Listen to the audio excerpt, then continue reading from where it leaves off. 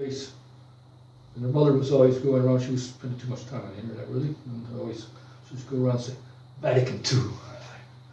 And I mentioned something about Vatican II, and I said, isn't that a bad word? So, just the way their mother used it, they thought it was a bad word. She used it like it's a bad word, and I said, well, I suppose it probably is a bad word. Really. It was a bad thing, but it's not, strictly speaking, it's not a bad word. You know? But they thought it was a bad word because of the way their mother used it. Well, we got more time. What time is it? 7:30. Should we go on to the third commandment? Well, I think we'll keep the third commandment for. Well, maybe we'll do the third commandment because then that'll be the first three done, and then we'll start the next seven. We just have some questions, maybe. Some questions. No, do you have a question? Yeah. About the second commandment? Yeah. Okay. Is an atheist guilty of blasphemy? Even a good atheist, or? Yeah, if he says there is no God, yes. He's immediately guilty. Yes, that's contempt of God, isn't it? Say there is no, say he doesn't exist. So yes, but you know he's guilty according to his knowledge of evil and all that. I mean, if he's really convinced there's no God, he thinks it's a true statement, Yeah. Which many today do. You know, they got this bad education. I think it's a true statement. So they'd be guilty for not finding out about God because you know St. Paul, I think he says the Galatians were fools not to know there was a God just from looking at creation, looking at the sunset, the stars, the plants, the animals, and to say there was no God, they were fools. So they're guilty for not saying there is no God, yes. Just when Pope Francis said that about the atheists, like, And Pope Francis did what? didn't he say something about atheists that? Oh yeah, he's friends with some atheists and stuff, and I think he invited an atheist to the prayer meeting at Assisi. They had an atheist there and somebody representing the non-believers, because it shouldn't be just for the believers. We shouldn't exclude the non-believers. They have to be included too in the new religion of honoring man. So that's. Did he say that you don't have to believe God?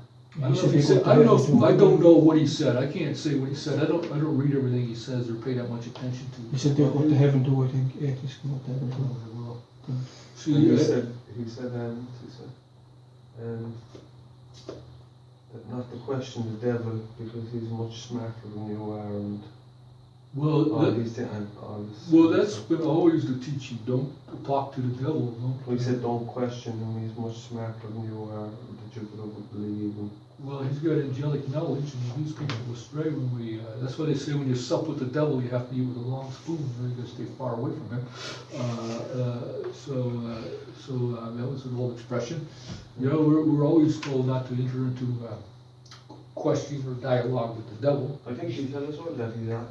That was what Eve did, see? He's actually walking among us, like that's what he said. Well, the devil is around. He doesn't walk. He's a spirit, you know, so he doesn't need to walk. But anyway, yeah, he's around, and he took the shape of a serpent. He could take the shape, and he could possess people. But see, Eve made a mistake of discussing with the devil, and he was smarter than her. So even though she was very smart, because she had infused knowledge from God, she was probably a lot smarter than we are. But she made the mistake of talking with the devil. And that's a big mistake. That was her first error, to not run away from him and say, no, I'm not going to talk to you. You go talk to Adam, or let me get Adam and ask if I can talk to him and this. And no, but she talked to him, and then he deceived her. Well, that's what she told God. And God said, why'd you eat that apple? He said, the devil deceived me because he was smarter than her. You said infused. He's got angelic knowledge. You said that she had infused knowledge. What does that mean? Well, she was born. She wasn't born, right? She was made an adult. Yeah. When she was made, she was an adult. Adam and Eve were adults, and they had knowledge from God. Adam had knowledge of all things, because he had to be able to run the whole world. He had to govern the world, so he had to know about the world. So Adam was given great knowledge, and then he handed that on to his children. So he had to teach his children. They had to learn. God gave Adam knowledge, and he gave Eve the knowledge of everything she needed to know to be the wife and mother of Adam, and the mother of all the children, and the mother of the world. And Adam had all the knowledge he needed to know about how to govern the whole world. So that was his work, to govern the animals and govern creation and the whole thing. So he was given infused knowledge. So there was nobody. They couldn't go to school, Adam and Eve, because there was nobody to teach them. So they had to teach everybody else. So they had to teach the children when they came along. Cain, Abel, and everybody. They had to learn from Adam, because they were did not have knowledge. They were born like normal children with knowing nothing. They had to be taught by their parents. So, but, yes, to pretend atheism is legitimate, that's a sin for the Pope or for any Catholic really, because we have to be apostolic, we have to be part of the church militant, and we have to go out and try to convert the world. And the Pope is responsible, especially for all the souls in the world, to bring them into the Catholic faith. And so, because he knows if he doesn't bring them into the Catholic faith, they're not going to go to heaven. Now, if he tells an atheist you're going to go to heaven, I don't know if he said that or not, but if you say he did, well, that's kind of silly, because why would an atheist want to go to heaven anyway? Atheists don't like God. They don't want to have anything to do with God. And that's the same with many. They probably prefer to being in hell, like. Well, they wouldn't be happy in heaven, being with somebody you don't like. For eternity, I've got to be here with you, God, for eternity. I don't like you. So you wouldn't think they would be happy there in heaven. Or if they remove the blasphemy laws, how would you have your religious freedom then, Pardon me? If they remove the blasphemy laws, how would you have your own religious freedom? Because you probably can't talk up if someone is swearing or telling them to stop. Would you be prosecuted then, or? What do you mean, are there laws against blasphemy? Well, I think they want the laws of blasphemy removed from the Constitution. They don't. All right, well, they don't enforce them already, right? No, they don't. No. Yeah. So everybody blasphemes. They blaspheme on the radio all the time, the TV probably too, and everything. You can't make complaints. So a law against blasphemy is good. I think some of the Christian nations and kings said, you were executed. It was a capital crime to blaspheme. So if somebody blasphemed, well, they would be executed. And that would be normal, that you don't want blasphemers in your area. So. Well, when the Pope says something as blatant as that with the atheism, and as bad as the modernists are, I would assume there's still some faith there. I wonder why, they don't get together and try and get the Pope out when he says something so blatant as that, I guess. Well, the bishops don't have much faith either. They don't have much respect for God either. If you have respect for God, you would hate statements like that. See? You would say no. There's make statements like that. So there's not much respect for God anywhere today. So it's very, very little. So God is not honored, given the honor that's due to Him, especially by the churchmen. The churchmen have to give greater honor to God, because that's something they should do. All right, the third commandment of God is, remember thou keep holy the Lord's day. So this commandment condemns forgetting. Remember to keep holy the Lord's day. So you say, I forgot. Well, then you didn't remember. So we can't say I forgot. It's an obligation. The obligation to worship God is a natural law. Part of the natural law. All creatures have to worship God. And this is why even people develop some worship of some God. There's very few peoples that don't have some God in some form of worship, and even some form of public worship. They use that word. The religious liberty in the former Christian societies was the first one. Well, actually, it was the Protestants that got rid of sacrifice. So Protestantism was the first religion without sacrifice. Sacrifice is the highest form of honor to God. The Protestant says we don't need to offer sacrifice because our Lord did it for us. The Lord offered the sacrifice for us, and all we have to do is accept Him as our personal Savior, and then we're saved. So we don't need to make sacrifices. We don't need to do penance. We don't need to do anything. Even all the pagan religions have sacrifices to their gods, and all the religions. Before Protestantism, that was considered always the work of religion to offer sacrifice to God. So the Protestants were the first ones that got rid of sacrifice, which is the highest form of worship to Him. And then with the deterioration, acceptance of Protestantism, the deterioration of the religion and religious liberty, now we have not much public honor of God anymore at all. Sunday is for sports and for shopping today. So that's what it's for, sports and shopping.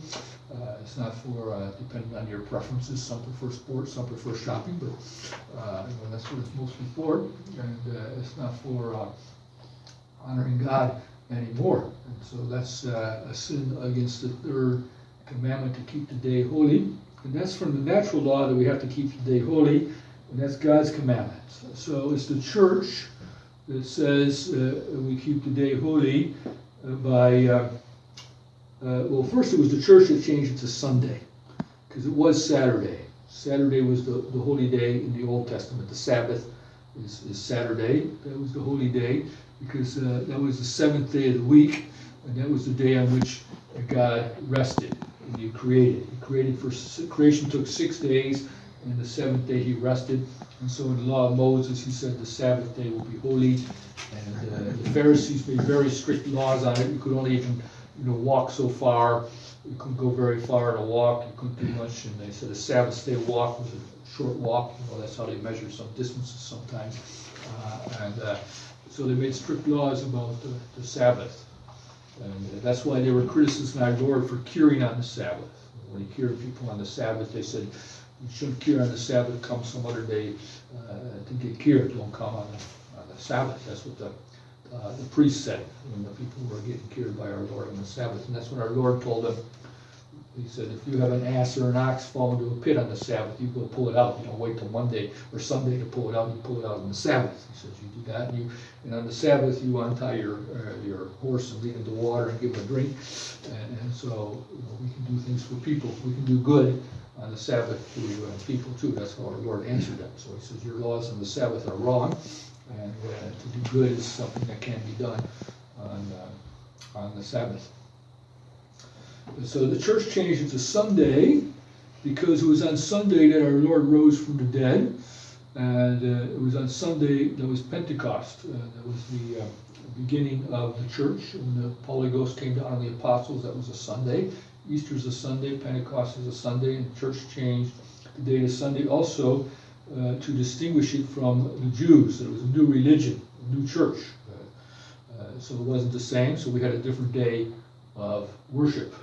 So that's why the Protestants that say only the Bible, the ones that actually go to, some of them actually do go to church on Saturday, because the Bible doesn't say go to church on Sunday. They say only the Bible, but they still go to church on Sunday, and they still try to say, well, Sunday's the day. Well, they're not believing only the Bible then, they're believing what the apostles decided when the apostles changed it to Sunday, because there's nothing in the Bible that says you go on Sunday. It only says you go on Saturday, you keep Saturday holy. It doesn't say you keep Sunday holy.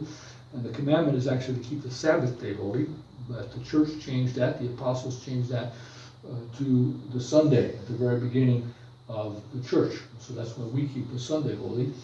The Jews keep the Saturday holy, the ones that actually still have some kind of faith. They keep the Saturday holy, and that distinguishes them from us. So to show that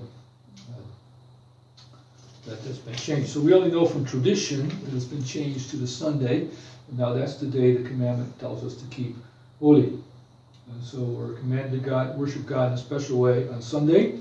And it's the church that says we have to assist at the holy sacrifice of the Mass on Sunday. So there's an obligation to hear Mass on Sunday. So the object, so that's anybody who's under the age, who's reached the age of reason, is obliged to be present where Mass is. So, and you have to be present for the entire Mass. So you can't just come in late. If you come in late, that's a venial sin. If you miss the offertory, you've missed Mass. So the offertory, the consecration, and the communion. So from the time when the priest takes the veil off the chalice, that's the beginning of the offertory, until the three bells at the Domine non subdignus, when the priest receives communion, that's the essential part of the Mass. If you miss any of those parts, you commit a mortal sin. Now, in the old days, when there were Masses every hour, if you came late, you could hear the end of one Mass, and then the beginning of another Mass, and you would hear the whole Mass. So you didn't have to. So if you came in late, missed part of the Mass, you could say, okay, I'll stay for the first part of the next Mass, and then you could leave if you want. You could prefer the whole Mass. So that's that. But that's just see, the Church made that under pain of mortal sin. So that's so once we've heard Mass on Sunday, well, we haven't committed a mortal sin. We've honored God. We've been part of the holy sacrifice of the Mass. we've honored God. But the commandment is to keep the day holy. It's not to keep an hour holy or keep the morning holy. It's to keep the whole day holy. And so people in Christian societies sometimes try to do this. Like if we read St. Teresa, her father in the evening, they had Vespers and Benediction at the church, and he would take her to Vespers every Sunday evening. So they had to go back for evening prayers in the evening for some more worship of God.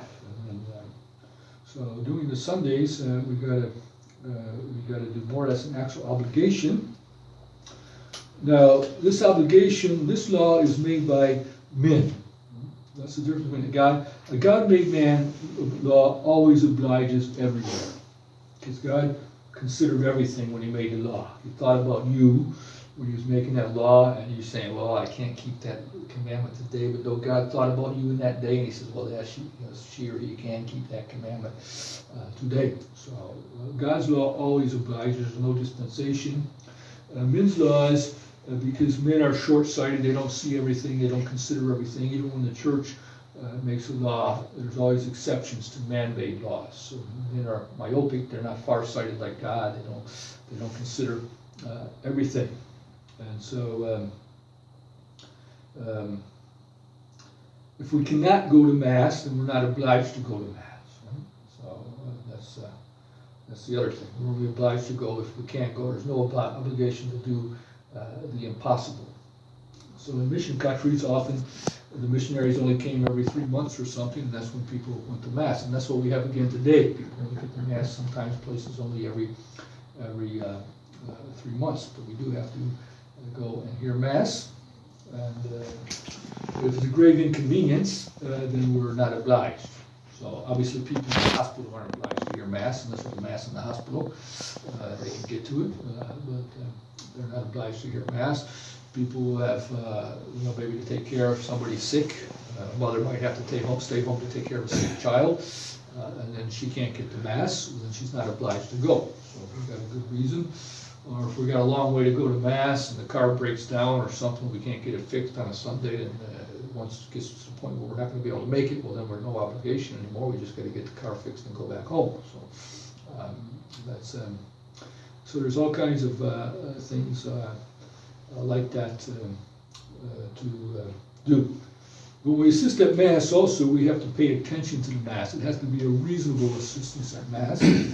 We have to be attentive. Now, we could be praying our rosary, that's fine. Pray our rosary, thinking about God and thinking about the Holy Sacrifice. Well, if you're reading the newspaper or reading the St. Finbar Bulletin during Mass or something, well, that's not really following the Mass. So we're supposed to give a body and mind are supposed to be assisting at Mass, not just the body. So just sitting on the bench is not sufficient. We have to actively participate with our heart and our mind, lifting up our heart and mind to God and joining in the sacrifice. The priest says at the Orate Fratres, pray, brethren, that my sacrifice and yours will be acceptable to God. So we have to unite our sacrifice with the priest. So it's the priest that's officiating at the sacrifice, but we have to truly unite with him and make that sacrifice ours as well. So it's not going to be pleasing to God if we're doing a crossword or something like that, or whatever we're doing. So we have to be trying to actively assist at Mass. Now, the third commandment forbids all unnecessary servile work. And servile work is work which requires labor of the body more than the mind. So, school work is not servile work. So children can do their Mass homework or their history homework or their religion homework on Sunday. That's not servile work. They can't say, no, it's Sunday, Mom, I can't do my homework today. It's due tomorrow, you better do it today. So they can't make that argument. So no, that's not servile work. So servile work is work that requires labor of the body more than the mind. And we cannot do unnecessary servile work. So some servile work is necessary. And if it's necessary, if our, the honor of God requires it, our neighbor requires it, or our own needs require it, then we can't do it. So what's required, we can do. So like it's not wrong, for example, for a restaurant to be open on a Sunday, because that way they can take the family out, and then the mothers maybe don't have to cook if they're just taking out to dinner on that Sunday, and then she doesn't have to cook that day, so she can not do that extra work, and then somebody else does it for her. So like a place like a restaurant can be open on a Sunday, that's not wrong for them to be open. You know, other places we need today, service stations and all that, but unnecessary servile work. You know, the farmers still have to milk the cows and feed the animals on Sundays, and so you have to do all that, that's necessary. So if you see a tractor going by on a Sunday, you shouldn't say, oh, that man's not keeping the Sunday holy, because maybe he's doing what he's got to do. So that's all lawful. And also it's good on the Sundays to do the works of mercy. So we got to keep the day holy, so we can keep the day holy also by visiting the sick. Visiting the sick, and if we're visiting, if we have old relatives or something, visiting them and spending some time with them, that's a way to keep it holy. Instructing ignorant, teaching the children catechism, that's something a father should do on Sunday. He should teach his children catechism on Sunday. If he doesn't have time to do it during the week, well then he should do it on a Sunday. So these things help to keep the day holy. Yes? And public servants as well, Father. Pardon me? Public servants as well, they have to work on Sunday. Well, public servants, like the police. Like police now and nurses and... Yeah, nurses and ambulance drivers, yes, all those people, yeah, they have to work on Sunday. The hospitals, they have to stay open on Sunday, they can't send all the sick people home, so nurses and doctors and sometimes have to work on Sunday, and all these, but you know, it's not, you know, they say it's easier to do road works on Sunday, but that's not right. You know, a Catholic society would not have the road works done on a Sunday. That's not necessary to do that. You see that often now, you know, the guy that picks up litter around town, why is he doing it on a Sunday? He doesn't need to do it on, the litter could stay there on the Sunday, he could have picked it up on Saturday, and then make it nice for Sunday.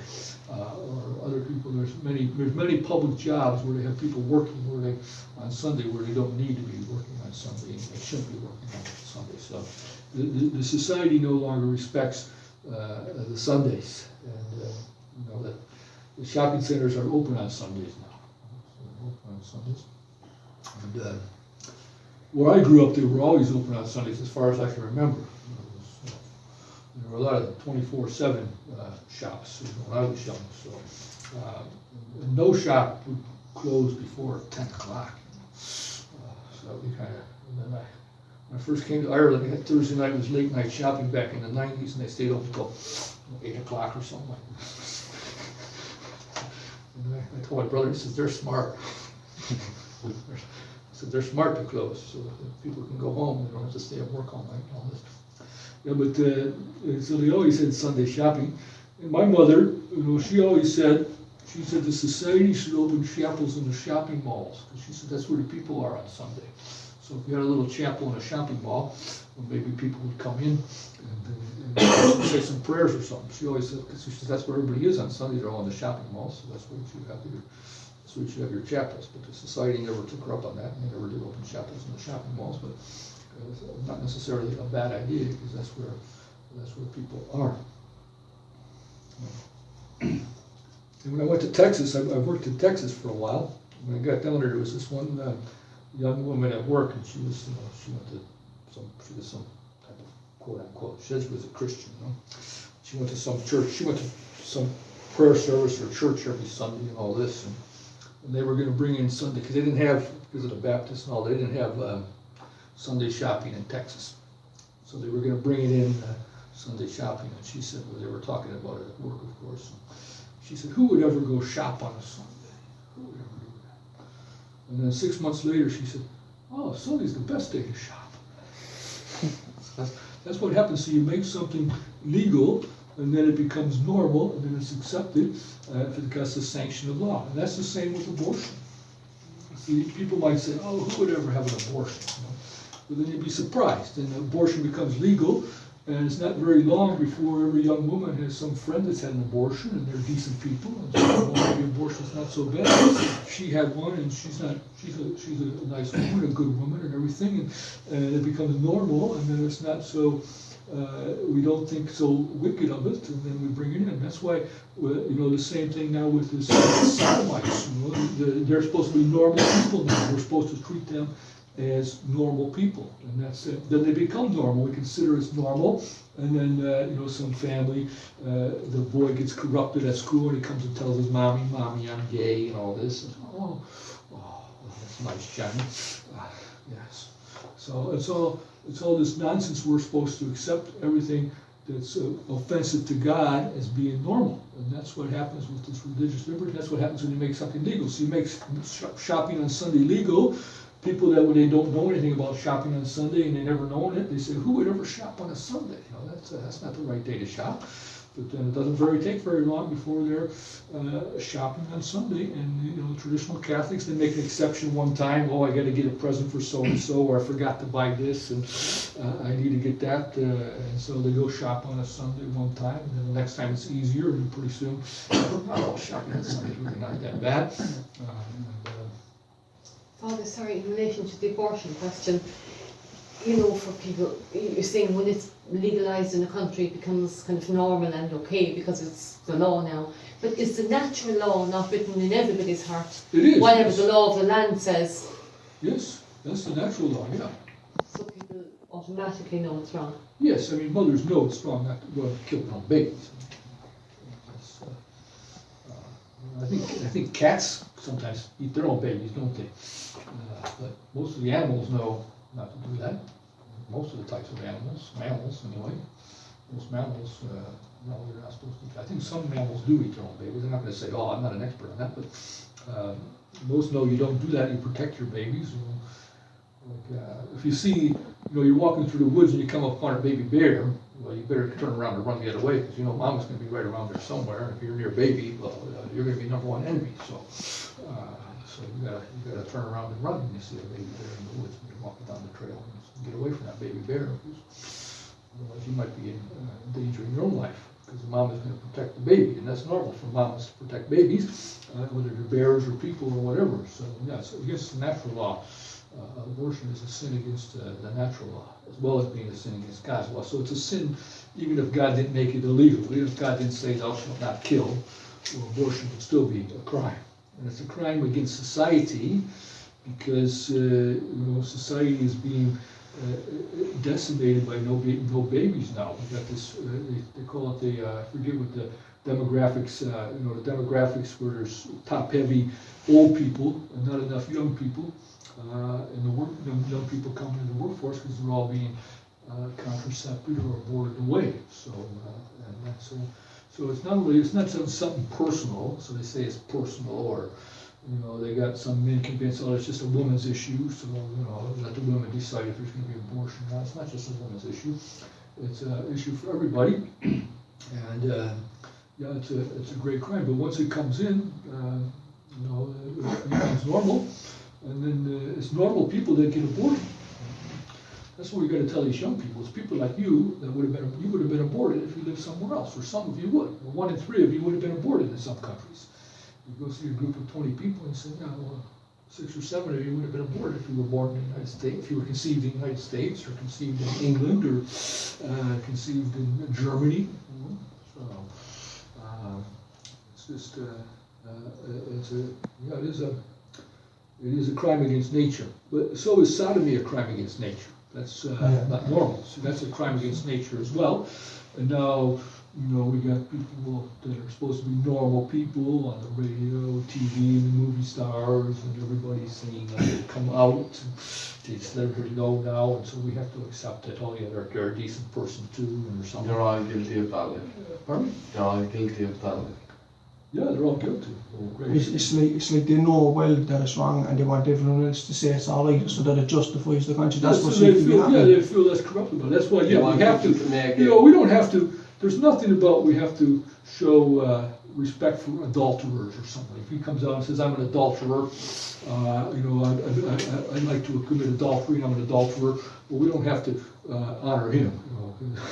but we have to honor and pretend to show respect to the They wanna make There it can the be a- norm, there can like- be a greater sign where, guys that steal, they don't come out and say, well, yeah, I'm a thief, that's my crime, but that's normal for me because it's in my genes, and so it's normal for me to be a thief. And so you have to say, well, yeah, I guess I still need to be respected as a person, even though I'm a thief, because that's my genetic makeup that I have to steal. If I don't steal, then there's something wrong with me. But we don't say that about the other crimes, but about these crimes against nature, see? And so you'll never be able to condemn any doctor for doing an abortion because, because that's the lady's right, and he's just helping out somebody in a desperate situation and need and all this, and he's doing good. And you'll never be able to condemn. We can't now say anything against these sodomites. That's where. So that's all. Yes, they want to sell that saves their conscience a bit. If it's considered normal, then they don't feel so guilty. Whereas when it's always been condemned by society, and society has always thought these guys were, strange, well then it was condemned. But there's again Hollywood that tried to make it normal, bringing in all these movies with people who were supposed to be this and that. And I remember when I was young, there was one called Three's Company. And actually, the guy was not a queer, but this landlord, they wanted to rent an apartment. These two girls renting the apartment. The fellow wanted to rent an apartment with him. The landlord said, "I can't let you rent an apartment with these two girls." And he says, "Well," "actually, he told the landlord I'm a queer." And so the landlord says, "Okay," so he let rent the apartment. So they made a whole movie series about that on TV. I didn't watch it very often, but I had seen it before when I was just young. So it was promoting this already. You got to see it here. And, I can remember one scene from one of those shows I saw, and the fellow hurt his wrist. The landlord was always saying, "Well, anyway, he hurt his wrist, so he was going like this or something." And the landlord came in. He says, "Oh, you fellas have to practice that, do you?" I thought he was, that was one of the jokes, and that's why I remember it was kind of funny. You practice that, but so they're promoting it so it's kind of normal. So even though the guy was supposed to be in real life, he wasn't like that. Or supposed to be not like that. Even in the show, he was supposed to be not like that, but the landlord thought he was. See? So that was it. So they promote it in Hollywood. They bring it in all Hollywood and all this stuff, and then divorce.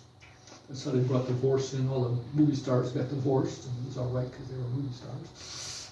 And that's normal, so they do it, and they're those. So all the pop stars and all their wicked lives, and they set the examples, and they're our heroes. They're held up to be our heroes, and this and that. So. Yeah, so we have to say we have to keep the natural law, but keeping the Sunday is part of the natural law as well. That we have a day of rest for God. That we have a day given to God. That's natural. And in the French Revolution, the French invented the metric system.